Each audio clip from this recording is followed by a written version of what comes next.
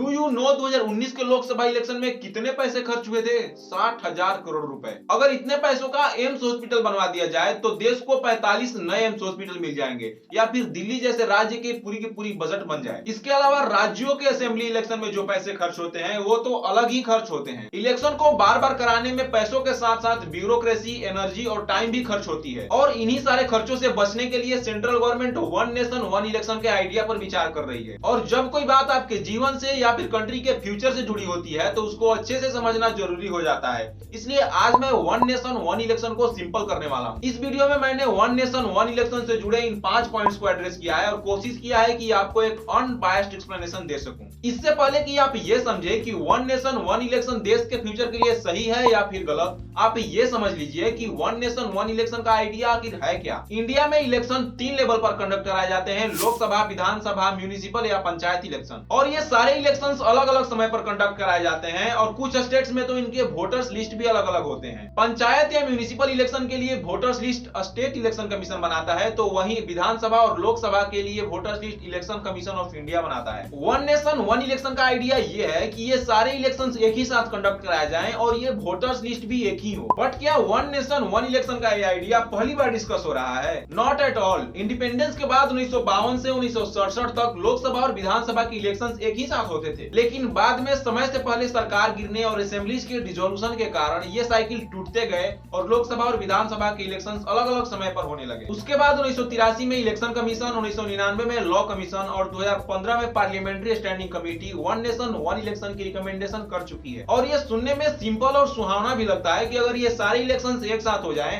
तो इससे बढ़िया तो कुछ और नहीं हो सकता। बट मोदी सरकार के सारे फैसलों की तरह इसमें भी पक्ष और विपक्ष दोनों हैं। वन नेशन वन इलेक्शन के पक्ष में वकालत करने वाले लोग मेजरली 3 आर्गुमेंट्स देते हैं। नंबर 1, नीति आयोग के एक रिपोर्ट के अनुसार 2009 के लोकसभा इलेक्शन में इलेक्शन कमीशन ने 1100 करोड़ रुपए और 2014 के लोकसभा इलेक्शन में 3900 करोड़ रुपए खर्च किया था। इसके अलावा विधानसभा के इलेक्शंस में भी पानी की तरह पैसे खर्च होते हैं। अगर इन सारे इलेक्शंस को एक साथ करा दिया जाए तो खर्च में कमी आएगी और बचे हुए पैसों को डेवलपमेंट के लिए यूज किया जा सकेगा। नंबर 2, इलेक्शंस को एक साथ कराने से पॉलिसी पैरालिसिस को अवॉइड किया जा सकेगा। इलेक्शन अनाउंस होते ही सारे मिनिस्टर्स अपने मिनिस्ट्री का काम छोड़ के इलेक्शंस में लग जाते हैं और मॉडल कोड ऑफ कंडक्ट लगने के कारण भी विकास के काम में बाधा पहुंचती। नए प्रोजेक्ट्स अनाउंस नहीं हो पाते, गवर्नमेंट बॉडीज रिक्रूटमेंट प्रोसेस में पार्टिसिपेट नहीं कर पाते हैं, एटसेट्रा। नंबर 3, इलेक्शन के वक्त एक बड़ा मैन पावर इलेक्शन के कामों में इन्वॉल्व हो जाता है। Teachers, armed forces, district administration, bureaucrats सारे काम छोड़ करके इलेक्शन के काम में लग जाते हैं, जिससे डेवलपमेंट के काम में रुकावट आती है, बच्चों की पढ़ाई प्रभावित होती है और आम लोगों का जीवन भी प्रभावित होता है। ये तीनों आर्गुमेंट सुनने के बाद तो ऐसा लगता है कि इतनी अच्छी स्कीम है, इसको तो पहले ही हो जाना चाहिए था। वन नेशन वन इलेक्शन के इतने फायदे हैं तो फिर ये आज तक हुआ क्यों नहीं हुआ क्योंकि वन नेशन वन इलेक्शन को क्रिटिसाइज करने वाले लोगों के पास भी उनके अपने आर्गुमेंट्स हैं। उनके 4 मेन ऑब्जेक्शंस हैं। नंबर 1, लंदन के एक यूनिवर्सिटी के रिसर्च के अनुसार अगर लोकसभा और विधानसभा के दोनों इलेक्शंस एक साथ करा दिए जाएं तो लोकसभा और विधानसभा में एक ही पार्टी के जीतने के चांसेस 21% बढ़ जाएंगे। जिस पार्टी की हवा लोकसभा के इलेक्शन में होगी उसी पार्टी को लोग विधानसभा में भी वोट करेंगे, जिससे नेशनल पार्टियों को फायदा होगा और रीजनल पार्टियां कमजोर होती चली जाएंगी। नंबर 2, रीजनल पार्टियां रीजनल मुद्दों पर चुनाव लड़ती हैं और जब वही कमजोर होती चली जाएंगी तो धीरे धीरे रीजनल मुद्दे चुनाव से गायब हो जाएंगे। पूरा का पूरा इलेक्शन राष्ट्रीय मुद्दों के आसपास घूमने लगेगा। नंबर 3, अगर दोनों इलेक्शंस एक साथ कराए जाएं तो मौजूदा ईवीएम की संख्या बढ़ानी होगी और नई ईवीएम की जरूरत पड़ेगी। 2018 के इलेक्शन कमीशन के एक एस्टिमेट के अनुसार इसमें 4500 करोड़ रुपए का खर्च आएगा। इस हिसाब से तो जो पैसे एक बार इलेक्शन कराने में बचेंगे वो ईवीएम पर खर्च हो जाएंगे। Number 4, accountability. जनरली किसी भी पार्टी को एक राज्य के लोगों को 2 बार हिसाब देना पड़ता है,